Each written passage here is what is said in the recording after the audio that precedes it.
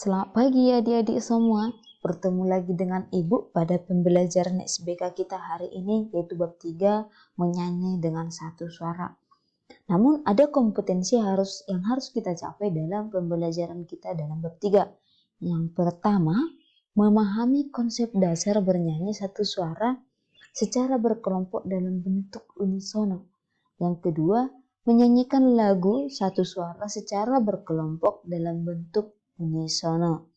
Nah, namun kita harus paham dulu, sebelum praktek bernyanyi kita harus paham dulu bahwa pengertian dari bernyanyi. Menyanyi merupakan aktivitas yang dapat dilakukan oleh siapa saja dan kapan saja. Menyanyi jenis ini sering disebut menyanyi perseorangan. Sedangkan menyanyi untuk kelompok atau secara unisono tidak dapat dilakukan seorang diri, itu perbedaannya, tetapi dilakukan oleh sekelompok orang dengan menggunakan satu suara. Di mana saat menyanyi unisono dibutuhkan kerjasama dan saling peduli sehingga suara yang ditimbulkan menjadi harmoni. Jadi dalam menyanyi unisono ini kita menyanyikan bersama-sama sebuah lagu tapi dengan menggunakan satu suara. Nah, bernyanyi adalah melantunkan suara dengan nada-nada yang beraturan, sehingga biasanya diiringi dengan musik. Bernyanyi dapat dilakukan secara perseorangan maupun kelompok.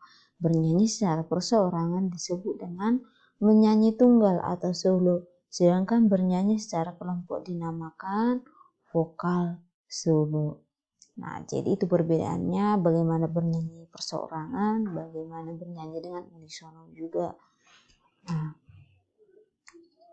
dalam bernyanyi unisono, pengertian dari bernyanyi secara unisono, bernyanyi adalah bernyanyi suatu suara seperti menyanyikan melodi suatu lagu.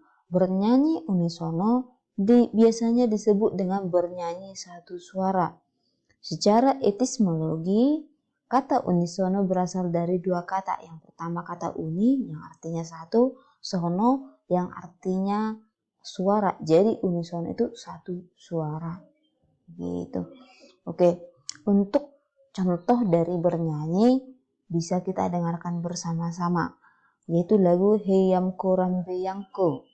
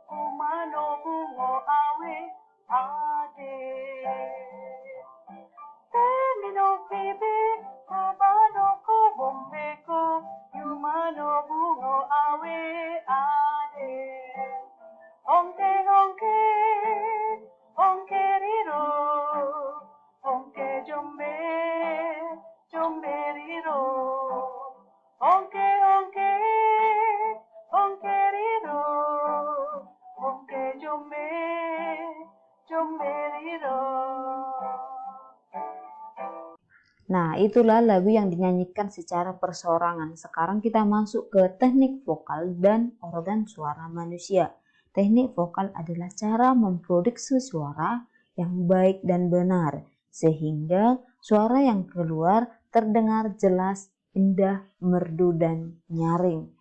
Nah, pada bernyanyi ini, vokal kita atau vokal-vokal yang keluar dari mulut kita itu harus jelas.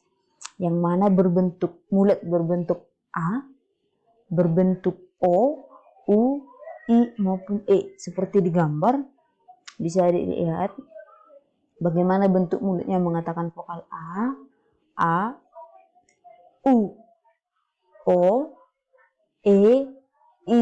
Jadi jelas, jangan mengatakan contohnya vokal A, atau mengatakan vokal O, atau U gitu. Jadi harus jelas pembukaan mulutnya mengatakan vokal A, E, I, U maupun O, begitu.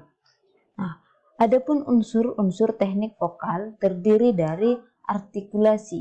Artikulasi adalah cara pengucapan kata demi kata yang baik dan jelas.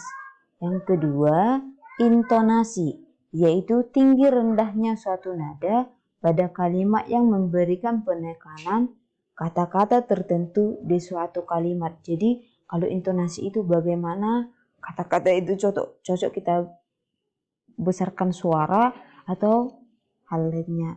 Sedangkan teknik intonasi merupakan ketepatan tinggi rendahnya bunyi pada setiap nada yang dalam setiap jumlah suku kata memiliki penekanan yang berbeda-beda pula.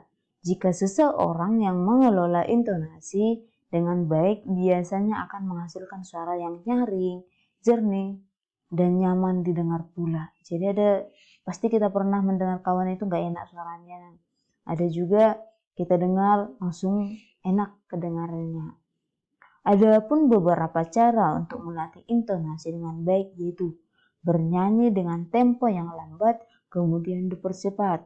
Yang kedua, menyanyi dengan tempo yang bervariasi, jadi kadang cepat kadang lambat begitu.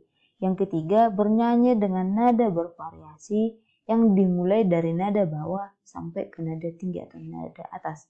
Yang ketiga, prasering adalah aturan pemenggalan kalimat yang baik dan benar sehingga mudah dimengerti dan sesuai dengan kaidah-kaidah yang berlaku. Jadi ada penarikan-penarikan atau pemotongan-pemotongan kata yang bisa kita gunakan ketika bernyanyi. Yang keempat, resonansi, yaitu unsur yang keempat, usaha untuk memperindah suara dengan memfungsikan rongga-rongga udara yang turut bervibrasi, bergetar di sekitar mulut dan tenggorokan. Jadi bagaimana menyanyikan itu dengan suara yang merdu, kita bisa gunakan vibrasi tadi. Vibrato itu yang merupakan unsur kelima, adalah usaha untuk memperindah sebuah lagu dengan cara memberi gelombang atau suara yang bergetar teratur. Biasanya diterapkan di setiap akhir sebuah kalimat lagu. Oke, terus berikutnya juga improvisasi, di mana ini usaha memperindah lagu dengan merubah atau menambah sebagian melodi lagu dengan profesional tanpa merubah melodi pokok. Terus yang berikutnya juga unsur-unsur dalam bernyanyi, kita membutuhkan sikap badan, yaitu posisi badan ketika seseorang sedang bernyanyi. Bisa sambil duduk atau berdiri, yang penting saluran pernapasan jangan sampai terganggu. Jangan nyanyi sambil tiduran, pasti pernapasannya terganggu di sana. Terus berikutnya teknik pernapasan. Jadi setiap kita bernyanyi itu ada teknik-teknik yang kita lakukan agar pernapasan kita, agar suara kita juga indah. Yang pertama, teknik pernapasan dada yang mengharuskan Anda untuk mengisi udara pada paru-paru bagian atas dengan cara membusungkan dada saat menarik nafas. Terus teknik pernapasan yang kedua yaitu dengan pernapasan dada. Dengan pernapasan dada Anda akan menghasilkan nada-nada rendah. Namun kelemahan dari menggunakan pernapasan dada ini adalah Anda menjadi cepat lelah dan kehabisan napas. Itulah kelemahan dari pernapasan dada. Selain daripada itu, jika Anda menggunakan pernapasan dada, Anda akan kesulitan mengambil napas lagi jika Anda sudah kehabisan napas. Oleh karena itu, pernapasan ini kurang cocok digunakan saat bernyanyi. Jadi, kalau kita bernyanyi apalagi dengan lagu-lagu yang panjang begitu, tidak cocok menggunakan pernapasan dada. Oke, teknik pernapasan yang kedua yaitu teknik pernapasan perut. Teknik pernapasan perut mengharuskan Anda membuat perut Anda menjadi besar atau menggembungkan perut sehingga dapat diisi dengan udara. Untuk melakukan teknik ini, Anda bisa menarik nafas sedalam-dalamnya dan menahannya hingga beberapa detik supaya Anda bisa supaya perut Anda bisa mengembung dengan isi-isi udara yang kuat, dan juga pada pernapasan perut hampir sama dengan pernapasan diafragma. Bedanya apa? Pada saat diafragma menegang atau lurus, maka rongga dada dan rongga perut menjadi longgar dan volume menjadi bertambah.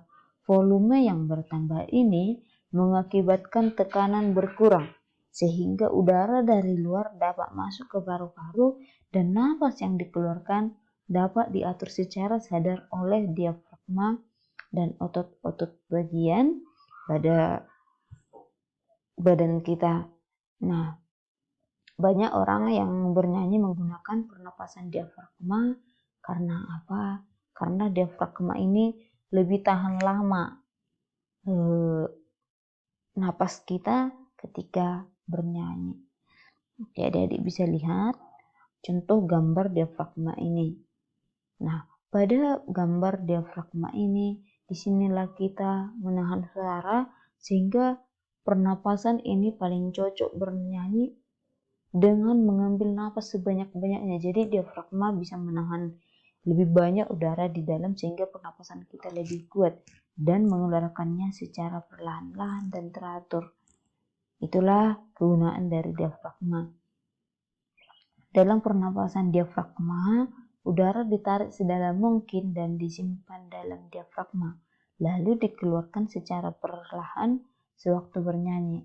Pernapasan ini memungkinkan kita menghasilkan suara murni dengan napas yang panjang.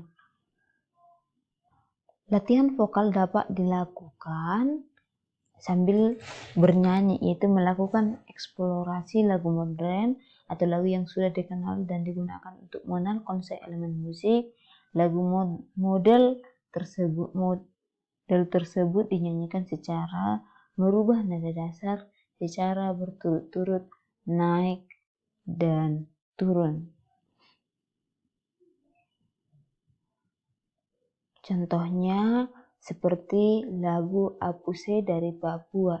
Di sini dikatakan do sama dengan D, ketukannya 4/4 sedang.